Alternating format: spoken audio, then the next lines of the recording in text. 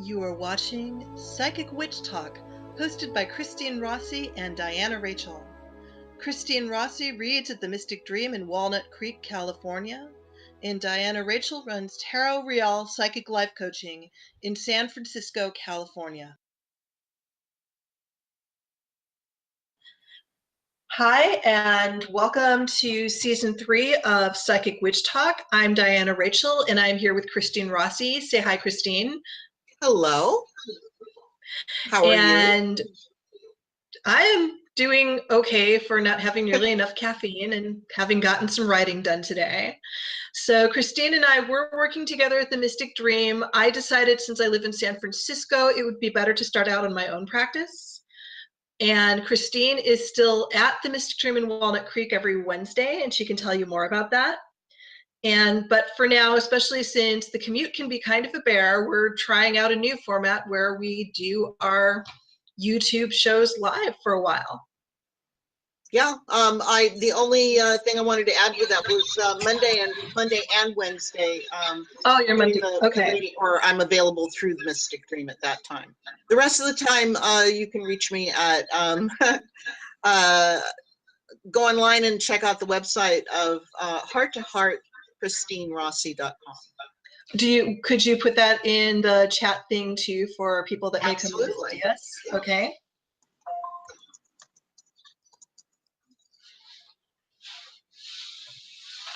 And I am Diana Rachel. I run a psychic life coaching business out of San Francisco. Right now I have a cooperative agreement, so I rent space at Purusha Yoga in the outer Richmond. So yes, it's all the way out by the beach and it's way out there. On the other hand, it's one of the last parts of San Francisco where you can reliably get parking, as long as it's not outside lands, in which case, sorry. And I guess we can talk a little bit about the services we provide and what we do. And I know you had some ideas about talking for people that practice witchcraft and good practices for them. That might be a good conversation here. Absolutely, yeah. So do you want to start, or you want me to start with? You go ahead and start. I'm going to go ahead and put my website information too. Okay. Well, first of all, I have my own business, which is called Heart to Heart. Obviously, that was the name of the website. And, you know, I wrote down a bunch of stuff, so excuse me for reading, but it says, my passion is to assist others to re-empower themselves and move forward into their lives. And, you know, that took me like months to hone down on what it is that I really am trying to do with my life. And everything that I do falls into that category, no matter what I'm up to for the day, kind of deal.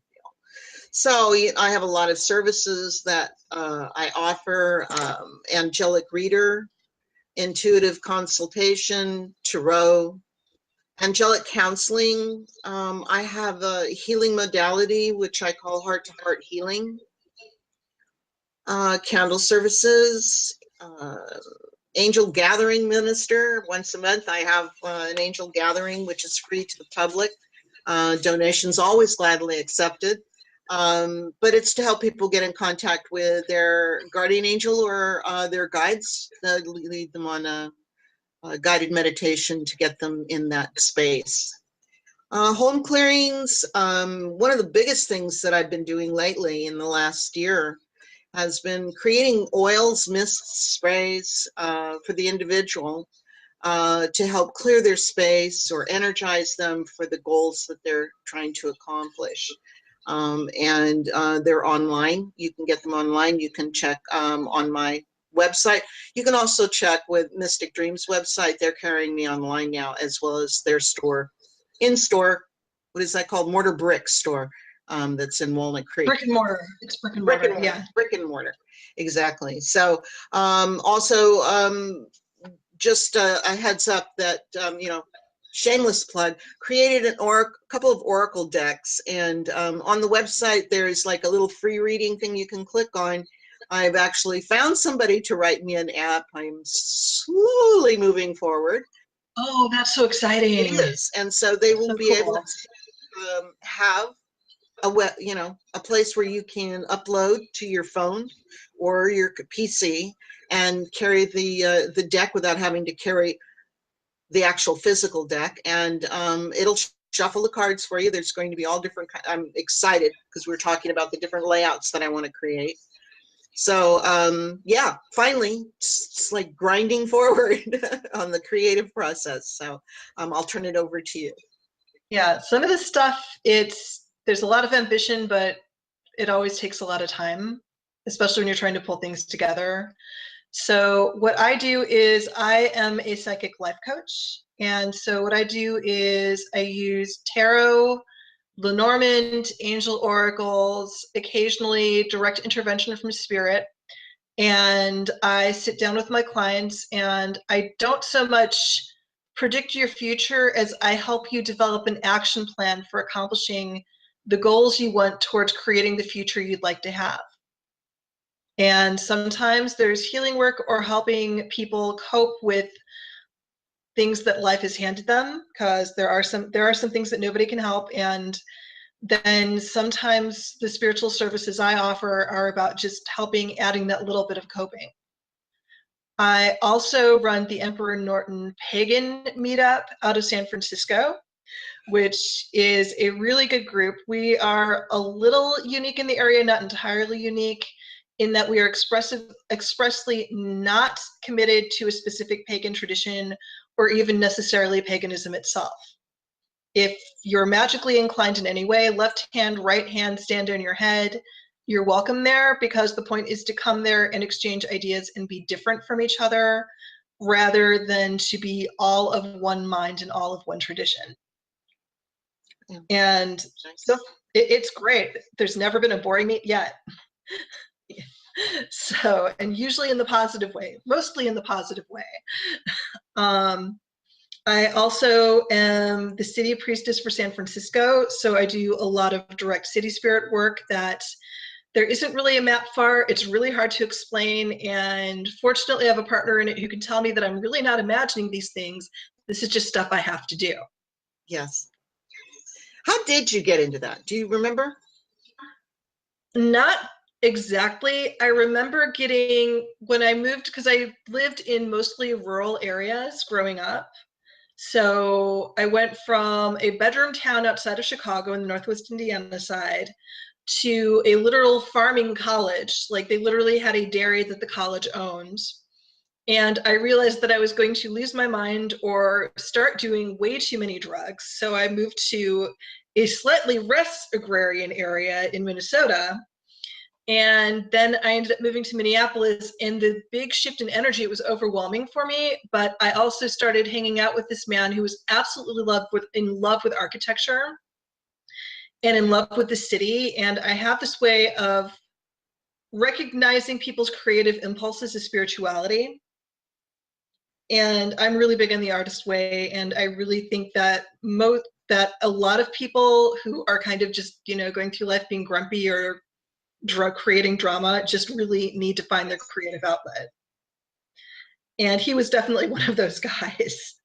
And it was fascinating to watch him, because he identifies as an atheist, an absolute hardcore atheist, but you could tell that there was this spiritual connection to the city. And I started to realize that there was an actual city spirit that I was conversant with while I was there. And so, as an alternative to, because of course most of us when we start in paganism start with Wicca, Mm-hmm. which it identifies itself as agrarian cults. And it's kind of interesting because that's a uniquely American invention of Wicca. Wicca in the UK, yes, there were people in New Forest, but living in any part of Europe is very dense. So by default, any kind of witchcraft is going to be urban, just because of population density. And it does change how energy works and how magic works, but you're still affected by weather. You're still affected by season and cycle. You're still affected by the literal laws of fertility, not so much the mythological laws of them, so to speak. Yes. But understanding how the differences worked and didn't. And I feel like Minneapolis was my training wheels for coming out to San Francisco. And when I came out to San Francisco, I'd gotten so fascinated by urban design and how it affected behavior. And because the environment's always been hugely important to me, which is why I got interested in Wicca, which I have drifted away from for different reasons. But my fascination with how a whole group of people and a group of cultures coming one after the other can create an egregor or an entity that can become independent was Yeah, I find already that on my fascinating. mind. Yeah. Well, occasionally they start chasing me around, but I've been clearing those issues. And San Francisco has a unique egregor because it's more diverse than, I'm trying to think of like the art where it's like a chunk of, it's like a Picasso where there's like a chunk of one face and a chunk of another face. And it's kind of got that, it's very chunked. And there's so many pagans and witches and mystical people because it's California, and I think we Right. just have too many stones in the earth here and it just triggers that or something. But when I came out with my wife to decide if we wanted to live here, if she wanted to take a job out here, and I wasn't crazy about it, but I'm like, I could tolerate it. And we went to Twin Peaks because I have this thing where when I'm traveling, I want to get to the highest point and then I want to take a ground tour. So if I get lost, I've got a map in my head. And we climbed up to the highest point in Twin Peaks, and the city spirit was just like boom right there, and basically asked me if I wanted the job. That's so nice. I Well, love that. yeah, it was just it hadn't had a priest explicitly dedicated to the city in about 100 years, or like I'm starting to understand that San Francisco doesn't really tell time the way the rest of us do, or use time, or understand it, or pay attention to it. So that could have been 10 years ago for all I know. But it was just, it had been long enough that they needed somebody in charge of its spiritual care. And apparently it felt like I fit the job, probably because I already had that awareness that it was a possible thing to exist. So that's kind of how I got into it and how I became the city priestess for San Francisco. I mean, there's plenty of priests and priestesses here for other things. It's just I'm the one who serves the city. And I do have a partner in this who is also called, although he didn't realize it at the time. So literally when we met, we lived exactly diagonally across the city from each other. Now I'm a little bit closer because we moved, because my wife and my roommate and I were all on top of each other and we wanted to keep liking each other. It really helped when we found a good place. And the city definitely provided. So I feel like I'm kind of living the city's version of a rectory or a parish or something. It's not really my house, even if we somehow magically are able to buy it. It's not my house, it's the city's. And it's established so there's exactly enough room for everything we want to do here, but that means there's healing space and room for other people. Very nice. Yeah. And I'm really happy with it. I mean, I love this place. It's everything I could possibly want to do here. So, now I just need to straighten out some things that are left over from Minneapolis and before, and it'll be a lot easier to enjoy. But this is, yeah, so that's how I got into it. For more ways to connect to Christine or Diana, follow us on Facebook at facebook.com/psychicwitchtalk, or go to psychicwitchtalk.com to join our mailing list and find out about psychic fairs and other events where Diana and Christine will be reading and teaching. Book Christine by calling 925-933-2342 or by logging on to themysticdream.com. She is available every Monday and Wednesday in Walnut Creek, California. Book Diana at Diana Rachel Psychic Life Coaching by going to dianarachel.com. Don't forget the J between the A and the C, or by texting 415-508-3202. All appointments must be made a minimum of 24 hours in advance. Appointments are available by Skype, phone, and in person for those in the San Francisco Bay Area. Pick up your copy of Diana's book and Diagram Prize nominee, Divorcing a Real Witch for Pagans and the People That Used to Love Them. Available on Amazon today in Kindle and softcover.